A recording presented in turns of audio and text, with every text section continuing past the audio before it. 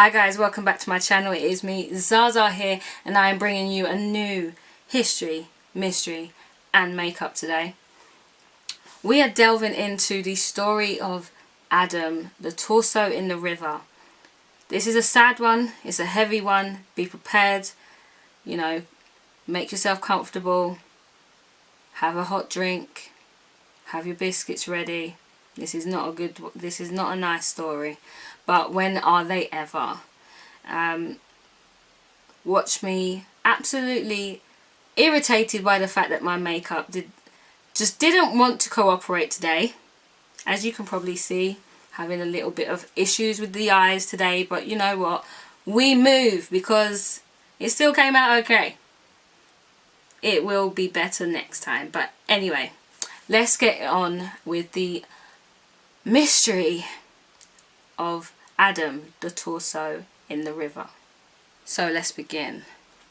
So on Friday the 21st of September 2001, Adam Winter was walking home from work in the hustle and bustle of the London streets. As he was walking over Tower Bridge, he noticed something floating in the River Thames. At first glance he thought that it was a barrel, but being curious he decided to lean over the side of the bridge and take a closer look. As he did, he noticed that in fact it was actually a torso floating on the water. He decided to immediately call the police, and the Metropolitan Police attended and began their investigation. They decided to begin their investigation under the code name Swallcliffe, Operation Swallcliffe. I hope I'm saying that right. Because they had no way of identifying this torso, they decided to call the torso Adam. And this is what he would remain to be called throughout the duration of this investigation. The torso was taken for autopsy, and they discovered that the torso belonged to a black male between the ages of 4 and 7 years old. All the torso was wearing was a pair of orange shorts, which they believed to be for females, like a pair of girls' orange shorts, possibly around the same age. Adam's limbs had been removed, including his head, which they believed to have been done after death. They found that his throat had been cut, and they found cough medicine as well as some unknown substances in his stomach. Mark Heath, a pathologist assisting the police on the case, believed that not only had the body been placed in the water within 24 hours of his death, he also believed that the body had been there for 10 days. The police also used oceanographers to establish that the body was likely to have been placed between Chiswick in West London and the Thames barrier in East London. Unfortunately for the police, due to the 12-mile radius between Chiswick and the Thames barrier in East London, they was unable to use CCTV to find any information or evidence. As the body had been found on the 21st of September 2001, not a lot of media coverage was done about Adam. This was heavily due to the fact that the terrorist attacks in America had recently taken place, so that was kind of taking over the media. The police had asked the public for any information that they had to come forward, but this didn't bring them anything. The police also looked into missing children's cases and compared DNA with Adam and those of the children that are on the missing cases files, but unfortunately they was unable to match any. Multiple searches was done on the Thames, and searchers found 7 candles with white paper attached to the candles. On the paper was written a name. I'm going to just look because I can't remember how to say it, but Please forgive me if I'm saying this wrong. Adikoya Jofoka Adioye, was, like I said, was written on these pieces of white paper. The police obviously began thinking that this may have some connection to Adam, and it may be the young man's real name. So they investigated, but unfortunately it wasn't. They found that it actually belonged to a young man who had been in New York at the time of the terrorist attacks, and his family had done this in the hopes that it would make sure that he would remain safe and be okay. The family also had absolutely no ties to Adam at all whatsoever, so this was a dead end for the police. There was one piece of evidence that the police did have, in fact. That was the orange shorts that Adam was wearing. Now, these shorts were actually made by a company called Kids and Company in China, but they were sold in Woolworths in Germany and Austria. Now, only 820 pairs of these shorts had been made for the ages 5 to 7, and only 320 of them had actually been sold in Germany. Now, obviously, this seemed like a very big lead, or, a lead for the police. So they decided that it was time to take the investigation outside of the UK and actually look into the Netherlands. There was a case in the Netherlands where a young girl had also been found on the beach, dismembered, and they thought it may have some kind of link. The young girl had been discovered on a beach in a place called Nould. Forgive me if I'm saying that wrong. But upon more investigation, they found out it had no links, as the little girl had actually been identified and her stepfather was arrested. Both the young girl's stepfather and her mother were found in Spain as they had fled, because obviously they had committed the crime and was trying to get away from the authorities. They had fled to Spain, but they had been found, caught and charged for the murder of their little girl. Due to the fact that Adam's body had been dismembered, the police started to suspect that there may be some sort of ritual involved. His throat had been cut, he was wearing these orange shorts, and they were thinking, did that have some kind of significance? Because obviously he had been dismembered, so why had the shorts been left on his body? So they decided to look into this theory further. They decided to contact the Investigative Psychology Unit in South Africa for more assistance. This is because this unit actually specialised in serious crime relating to serial killers, rape and unusual cases. They heard of a South African term, muti, which was a form of medicine used in healing. So muti is actually a practice whereby they use herbs to cure or to help deal with basic ailments. But in some extreme cases, they also used animals such as monkeys, crocodiles and birds to assist in the potions that they created for the healing process. However, there was a small amount of people who actually thought using human body parts in these potions would actually not only heal, but give a person magical powers. So it was believed that everyone is born with a certain amount of luck, naturally, and that the younger you were, the more luck that you had. So they would often use young children or younger people for their body parts in their medicines, and some people also thought that they would obviously use it to harvest organs as well. In these rituals, they would use certain body parts for different purposes. So for example, they would use the fat from the abdomen and the breasts to actually help with luck. They would use the testicles for virility, and they would use the tongue, the smooth path to a lover's heart.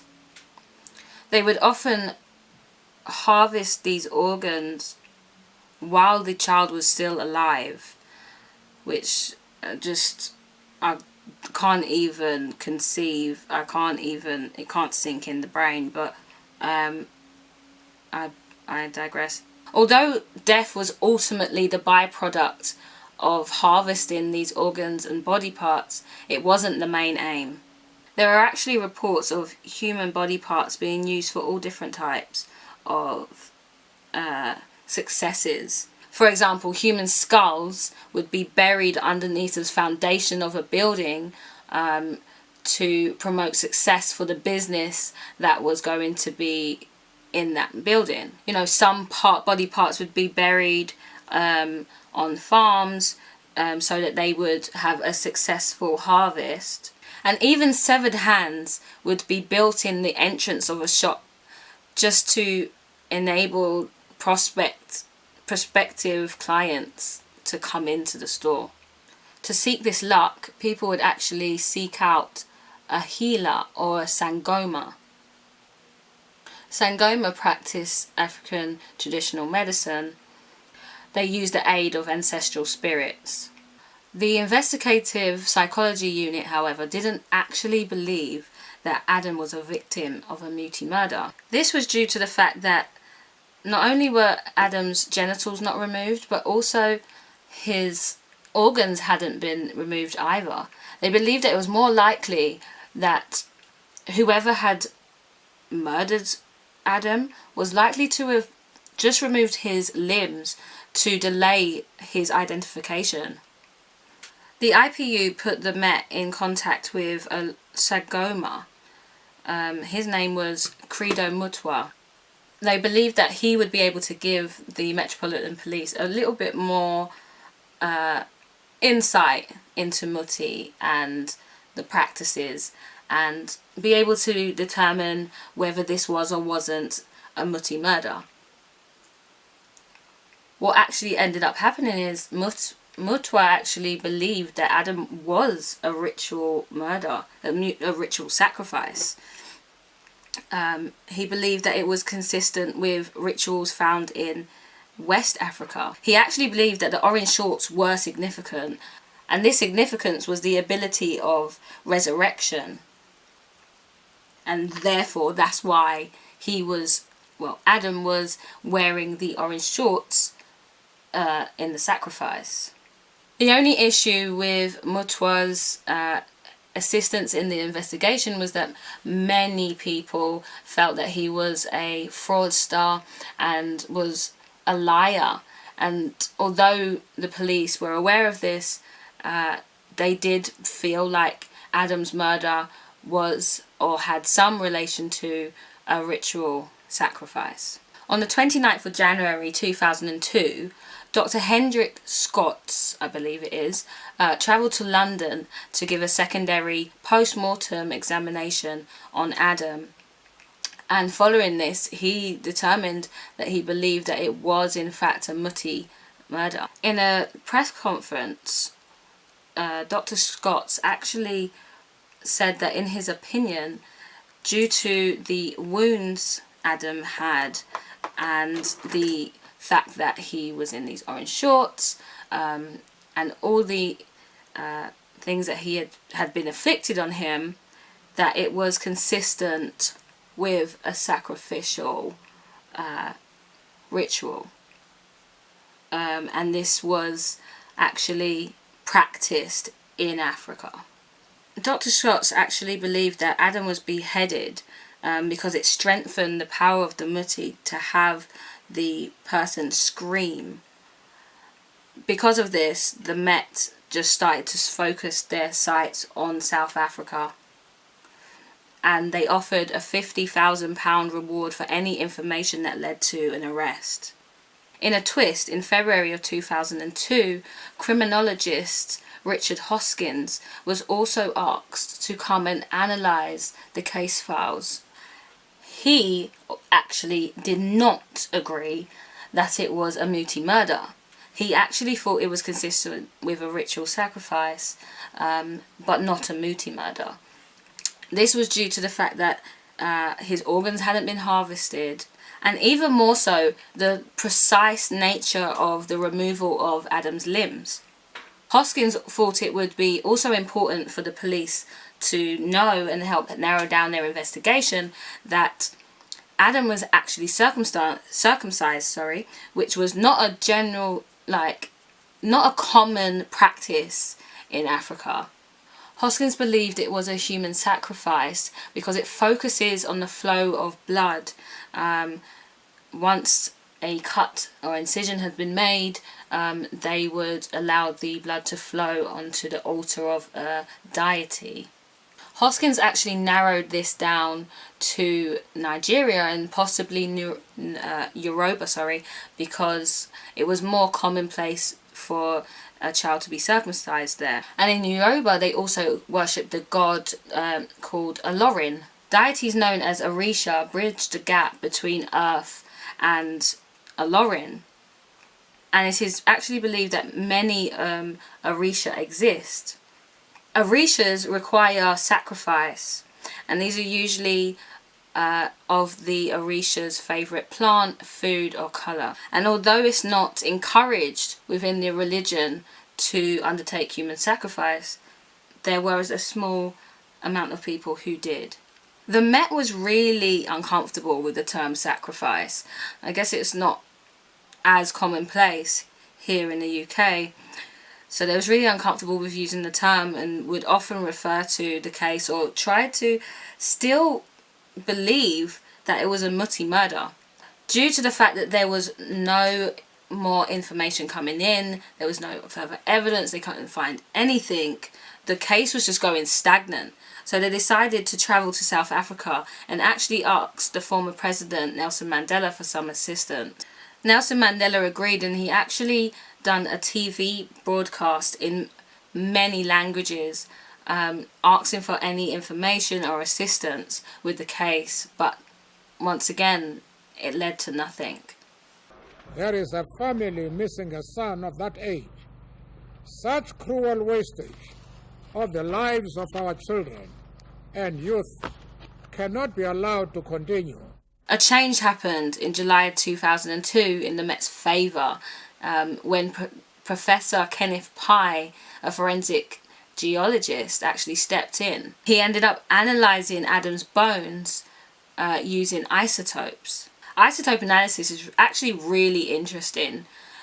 It manages to study the slight differences or nuances in materials like bones to identify such information like diet or climate or geographical origin. Professor Pye was actually able to develop tests that could determine where a person lived within the last 10 years.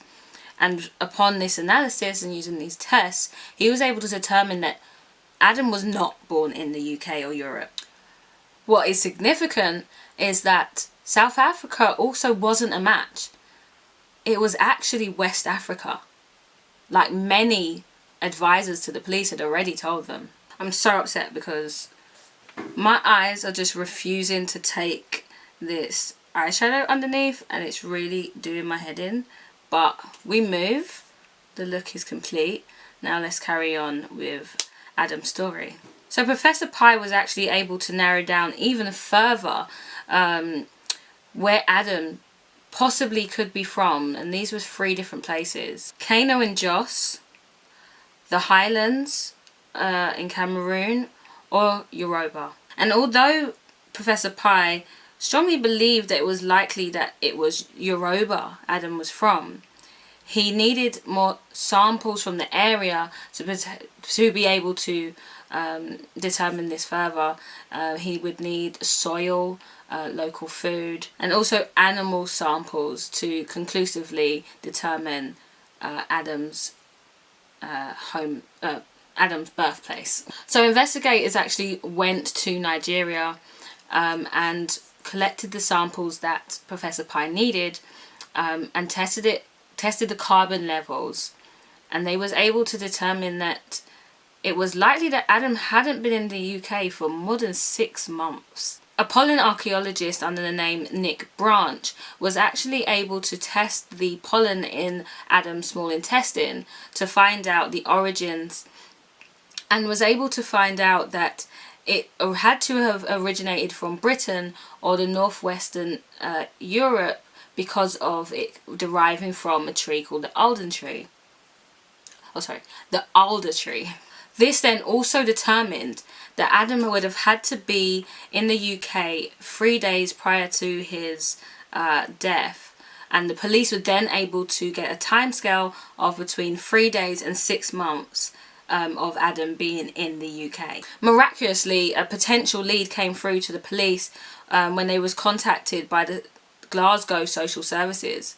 They had been to the home of a woman, a Nigerian woman, who had some suspicious items in her home, one being a jar of chicken feathers. This woman's children had been taken out of her care, and she had been contacting the Glasgow Social Services saying that she really needed her children to be placed back in her care, or she needed them back because she needed to perform a ritual on them. This woman's name was Joyce Asigid. Although Joyce had immigration documents stating that she was from Sierra Leone, it was believed she was actually Nigerian. It was quite common, apparently, that people believed that if you stated you was from Sierra Leone, you was more likely to get a visa. They also found a fake passport of Joyce's. It had her picture in it and the date of birth of the 14th of June 1971, but they were very skeptical as to whether this was true. The police visited Joyce in Glasgow twice in July. They were given access to search her home, which they did on both occasions. On the second occasion, one of the officers found a letter, and on this letter it had a London address, so she memorised it and she decided to go to London and seek out this address. When they attended the address that they had found in London, a Nigerian woman answered the door. She lived there with her family, and when she was asked if she knew Joyce, at first she said she didn't, but upon showing her a picture of Joyce, she said yeah, she did recognise her. She had knocked her door before and asked for a priest. Pushing for more information, the police was able to gather from this woman that Joyce had told her that she had actually travelled from Germany recently. Obviously, this immediately raised suspicions for the police, and they decided to conduct a raid on Joyce's home in Glasgow. Within this raid, they was able to find clothing items with German writing, washing information, and also the tag Kids and Company, which obviously led back to the orange shorts that Adam was wearing. Joyce was then questioned about the clothing, and she said that she had bought them from Woolworths in Germany, so therefore Joyce was arrested. In the interview with Joyce, she claimed that she had lived in Germany with her estranged husband and 2 daughters up until mid-2001, where she fled to the UK for safety for her children. She said that her husband was actually head of a cult called the Black Coat of the Devil Guru Maharaji, and she said that they practiced human sacrifices. She also said that her husband had actually been involved in the death of 10 children, including her own son, in 1995. When the police questioned her further regarding her husband, she was very hesitant about giving specific information. She first of all said that his name was, I'm not even going to say it, I'm just going to leave it on the screen here. But when asked to write it down so that they could see the spelling of the name, she then changed it to Tony Onus. Then her story just began to change. She seemed very scared, claimed to not have ever said this name, and actually said that she had came to London via ship from Lagos. Someone tell me if that's possible. I don't think it is. Can you get a ship from Lagos to... I need to look that one up. Is that something you can do? Someone tell me, because I don't know. You get a ship straight from Nigeria to London? Seems a bit sus. But anyway, let's carry on. Joyce denied not knowing Adam. She actually said that she had not looked after any young boys whilst living in Germany. DNA actually determined that she had no relation to him, and therefore they had to release her from custody. They couldn't hold her. They had no evidence to hold her specifically. The shorts, and that could just be coincidental. But this made investigators actually hone in on finding more information about her ex-husband, or estranged husband, should I say. But there was just no information. They had no information on this man. The police were also very interested in the cult that Joyce had mentioned, the Black Coat Eyes of the Devil Guru Maharaji.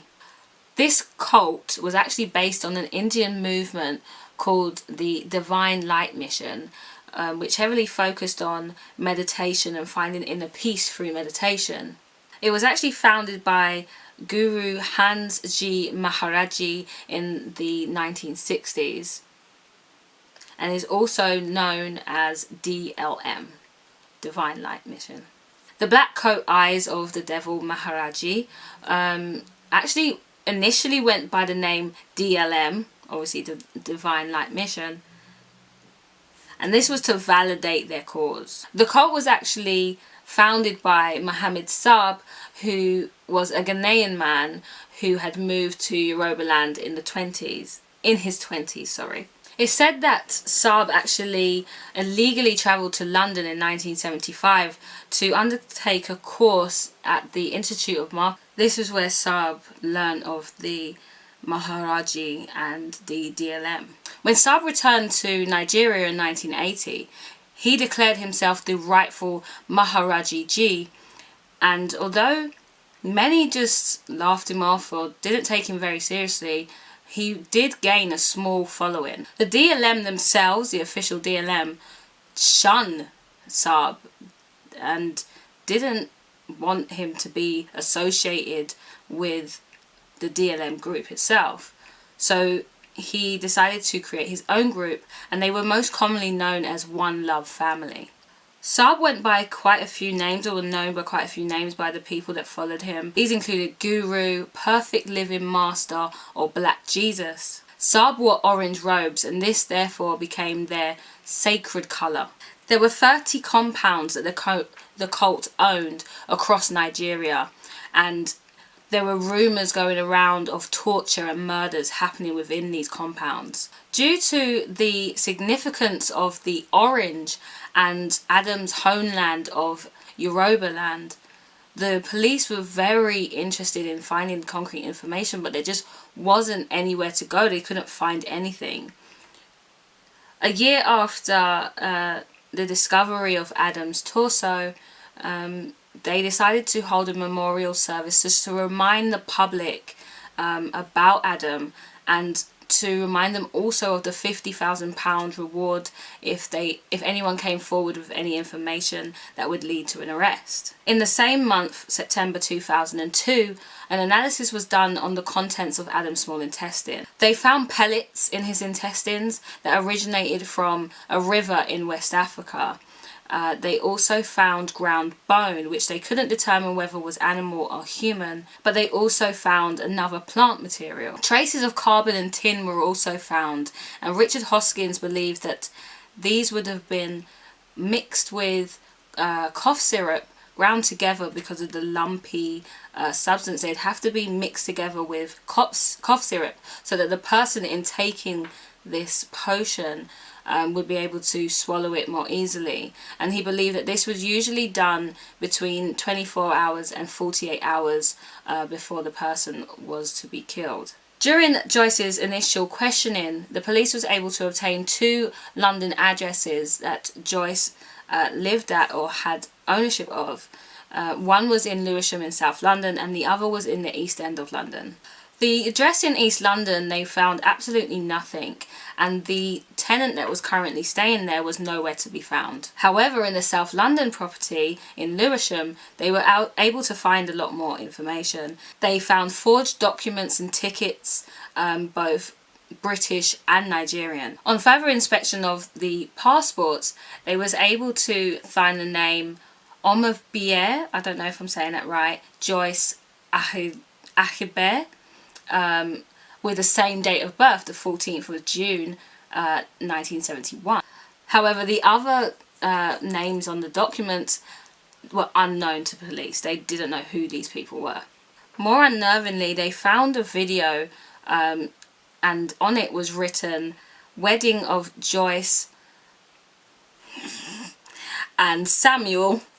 It was dated February 1997. But what was unnerving about the video was that they saw that a goat was being sacrificed at the altar as an offering to the gods. From Joyce's questioning, they remembered the name.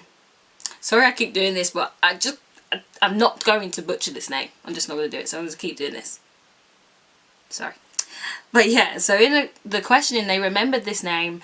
So they searched their databases to see if they could find him, but they found nothing relating to this name. So they decided to look to Europol, the European Union Agency for Law Enforcement Cooperation. This database pulled up this name. They found him. They found that he was actually wanted in Germany for a number of different offences, including forging documents and human trafficking. He was currently on the run, and in his absence they had actually sentenced him to 7 years in prison, but they just didn't know his whereabouts. They also established that he used another alias, Ibrahim Khalid, or Khalid, I may be saying that wrong, so they had another name to go off now.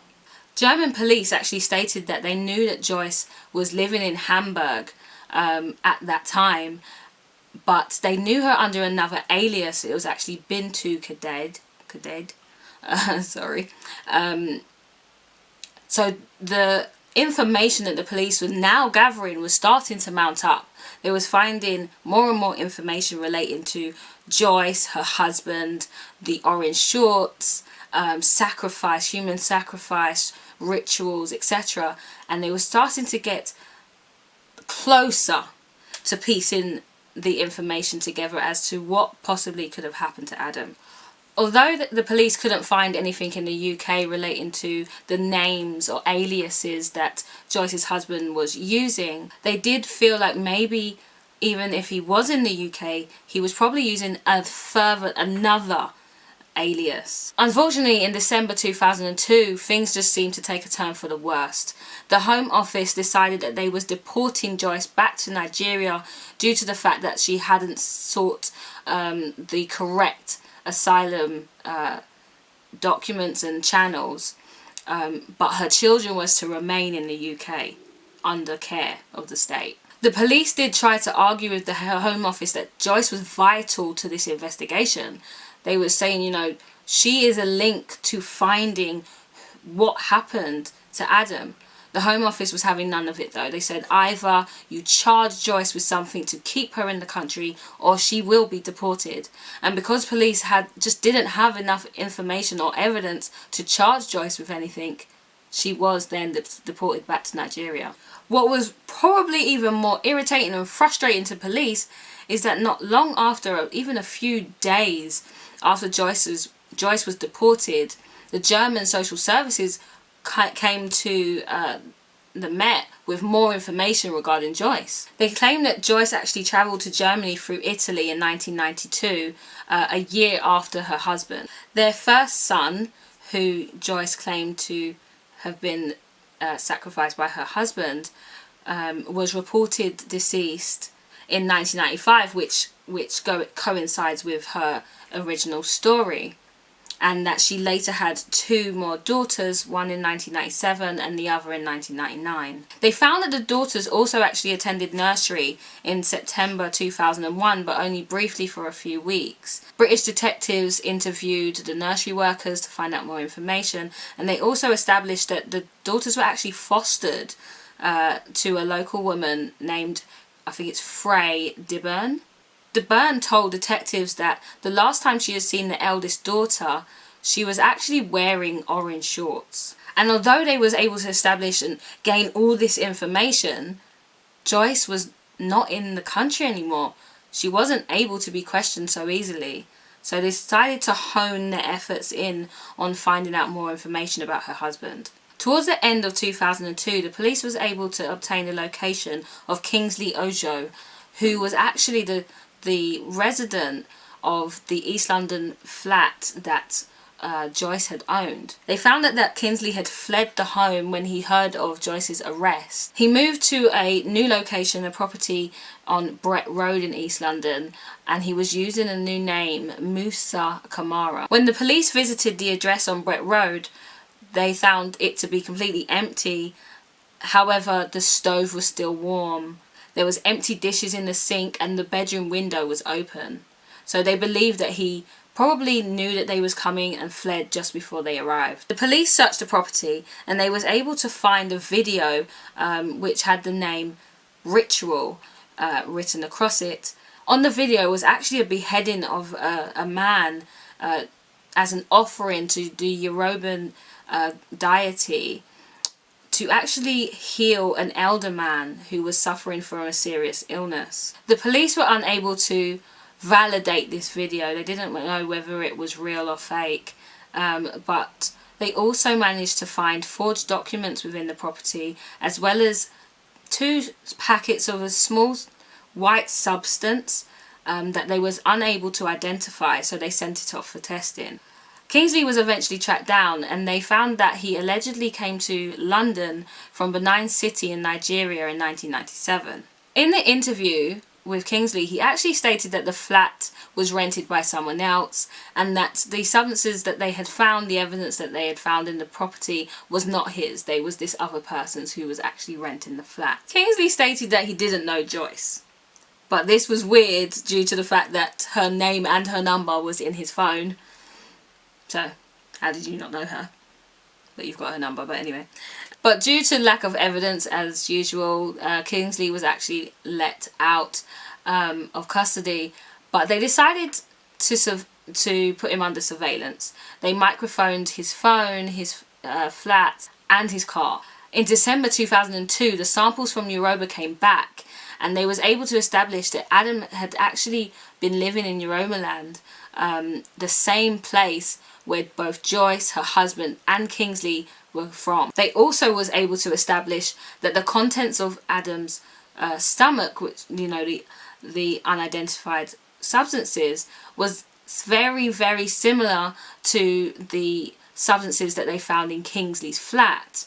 And they found that it originated from a river in Nigeria. The beginning of 2003 brought on a wealth of information. A human trafficking surveillance unit, Operation Maxim, was actually undertaking the surveillance of Kingsley.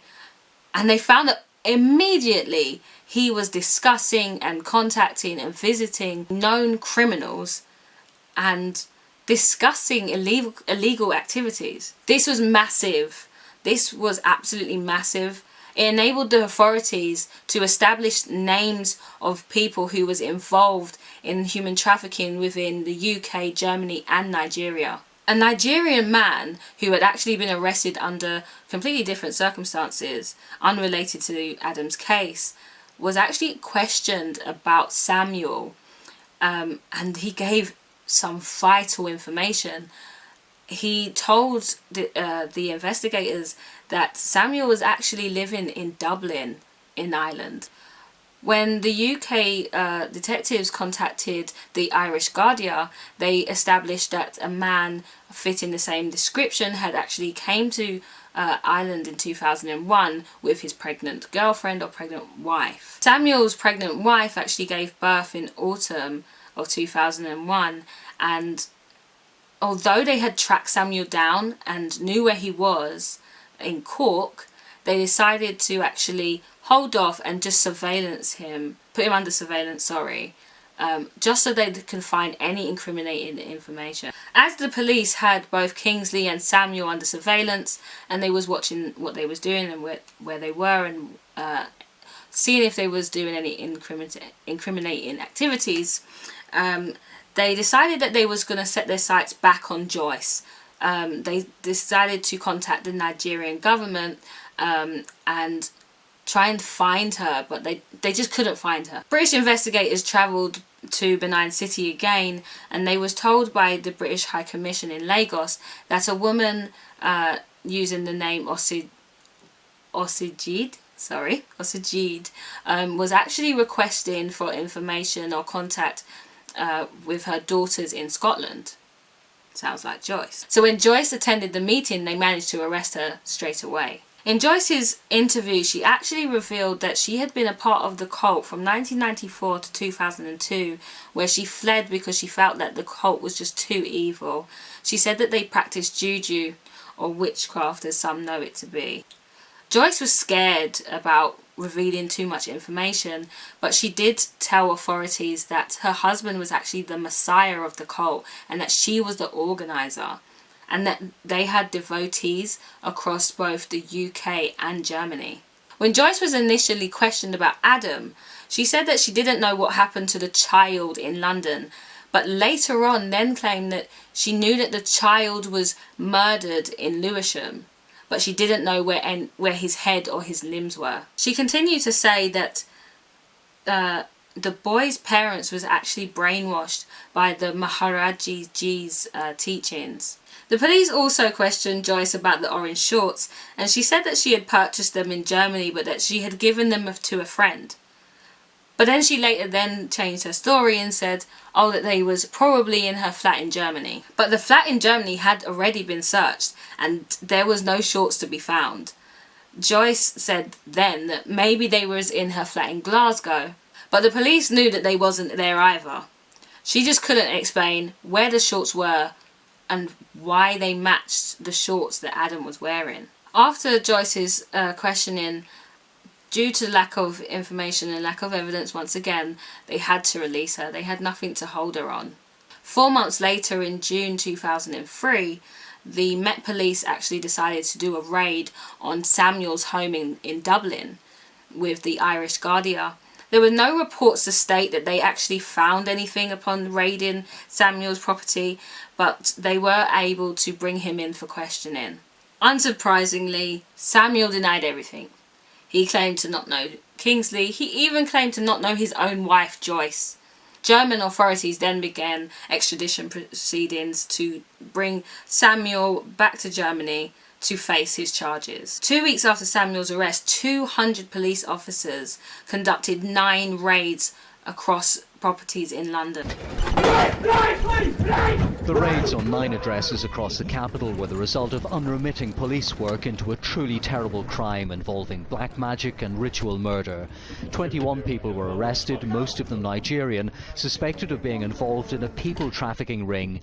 The racket was exposed during the investigation into the Nigerian boy's murder. These raids uncovered materials including an animal skull similar to those used in his ritual killing. This was absolutely major achievement for the Met, because they was able to arrest 21 people on suspicion of human trafficking, immigration and passport offences. Of these 21 people that the police managed to arrest on these charges, 10 were men and 11 were women, and they managed to arrest 2 more the following day. Of those 21 people, 19 of them had direct links to Benin City in Nigeria. The addresses that they raided managed to uncover a number of items of evidence. These included herbs, organic matter, and animal bones with nails going through them. Most of the people that were arrested, of those 23 people, they were either deported or arrested, charged and sentenced. Kingsley was also arrested with a great help of both the British and Italian police. They found him in an underage brothel in Brescia in Italy, where he assisted in smuggling these youngsters into Europe. Many of the young people had never left the brothel and were used as sex slaves. 2 very brave Nigerian girls actually told police that they had been initiated into the cult in Benin City in a chamber covered in orange cloth. The girls were forced to drink potions and told that if they disobeyed any of the secrecy rules, that they would be killed, they would die. and they was also forced to go along with anything that they were told to do, including sexual slavery. With all the information that the police by this time had managed to gather, they had a strong belief that Kingsley not only was a massively involved in the human trafficking ring, but that he was also responsible for smuggling Adam into the UK in 2001.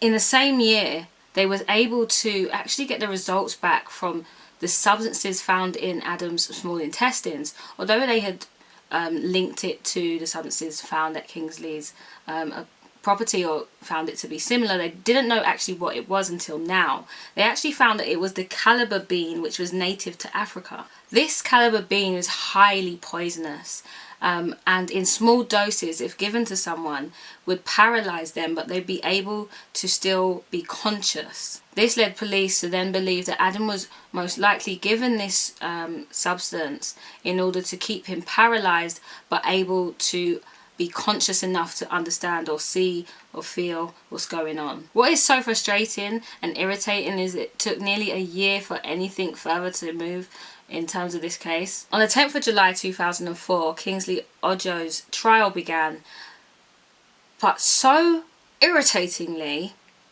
because of multi-department involvement, a lot of the core pieces of evidence were not brought to court in time, so therefore the court couldn't hear or see this evidence. Due to this, both the police and the prosecution was very worried that the trial would end in an acquittal. That evidence was vital to the case. But in a surprising turn, Kingsley's solicitors actually felt that the Crown prosecution had enough evidence against Kingsley to sentence him, so they actually asked for a plea deal, and this plea deal would have some of his charges dropped. Kingsley ended up pleading guilty to both trafficking and immigration charges, and he was sentenced to 4.5 years in prison, and the judge actually said that once that prison time was over, he should be deported back to Nigeria. And although this seems like a triumph, a win for the police, it was still bringing them no closer to finding out what happened to Adam. We still, at this stage, in 2004, still do not know what happened to this young boy. In August 2005, Adam's body was finally buried in an unmarked grave, and his funeral was only in attendance by prominent investigators of the case. In 2007, the police made an almighty mistake. They decided to use Kingsley as an informant and therefore release him from prison early. Although police didn't believe that Kingsley was actually involved in Adam's murder, they did believe he may hold key information or know who the killer may be. This was a mistake on their part. I believe personally that this was a very big mistake, because after a year of providing the police with some small information, Kingsley disappeared into Nigeria and they couldn't find him. He was gone. In 2008, the Nigerian police was able to track down Joyce, and she actually admitted to looking after Adam and actually giving him the orange shorts. This led to a lead in Germany, but this was never made public, so we're not actually privy to what actually they found or what this lead was in Germany. At the same time, Joyce's brother Victor contacted Ronkie Phillips, who was an ITV presenter at the time, and said that his sister was willing to be interviewed by her regarding Adam's case. However, the Nigerian police was adamant that this was not the way to go, because Joyce was actually suffering from mental health issues. Phillips was very, very disappointed by this, because she felt that Joyce was a key holder of information as to what events took place that led to the death of Adam. Phillips managed to track down Joyce in 2011 through her brother Victor, and Joyce actually told her that she had looked after the young boy in Germany and brought him over to the UK. She said that his name was let me just make sure I'm saying this correctly. Ikpomwosa, I think Ikpomwosa, and that she had given him to a man named Bawa. She said that a few weeks later she had been informed that the boy had been a part of a ritual in the water and that he had died.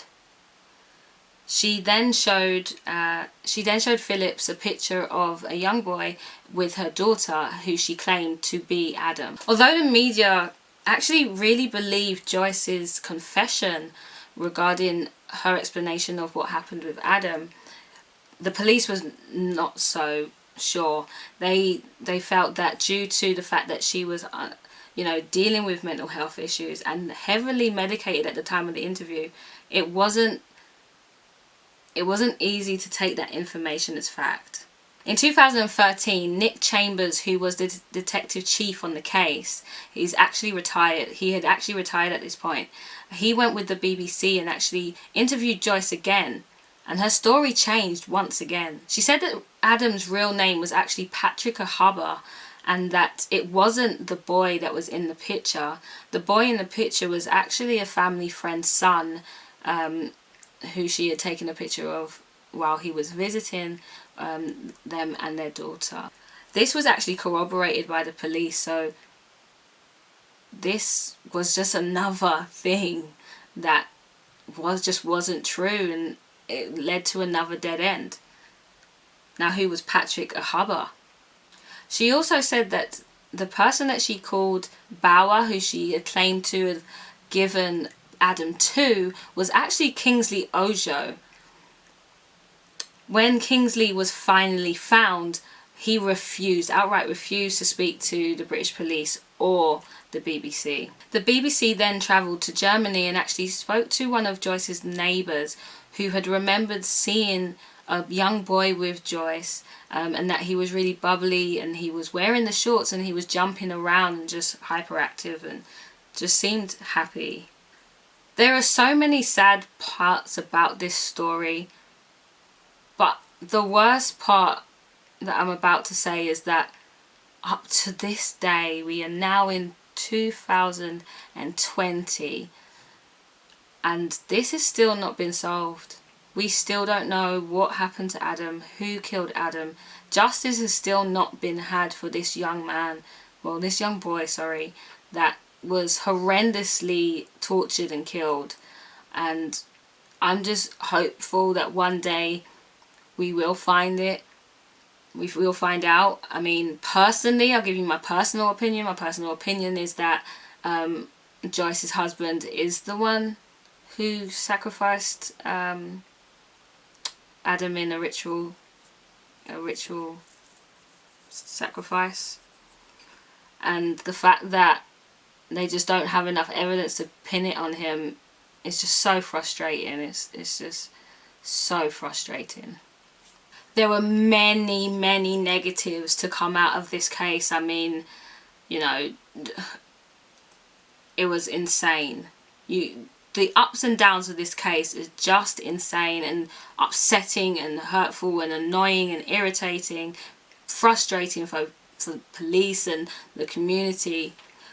One of the main negatives or controversy around this case was the fact that the police were so adamant, especially at the beginning, that Adam was of South African heritage, and they really zoned in on South Africa, and they wanted it to be a muti murder, and they, all their focus was set on that, when all the experts were saying this is something from West Africa, this boy is from West Africa, everything to do with how he was dismembered, his throat being cut, the orange shorts being of significance.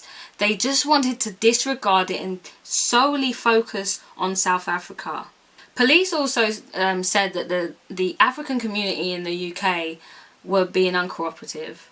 Now, this is something that's happened just after after Stephen Lawrence's case in 1994, where the trust for the police in the African, not only the African community, but the black community as a whole in the UK, and especially in London, was very much hindered. You know, the institutionalized racism that came out to be going on within the police at that time had a major impact on how the black community dealt with police and their willingness to cooperate or provide information to the police because of how they handled the Stephen Lawrence case, and the fact that they were quite willing to let people walk freely for a crime against the black community.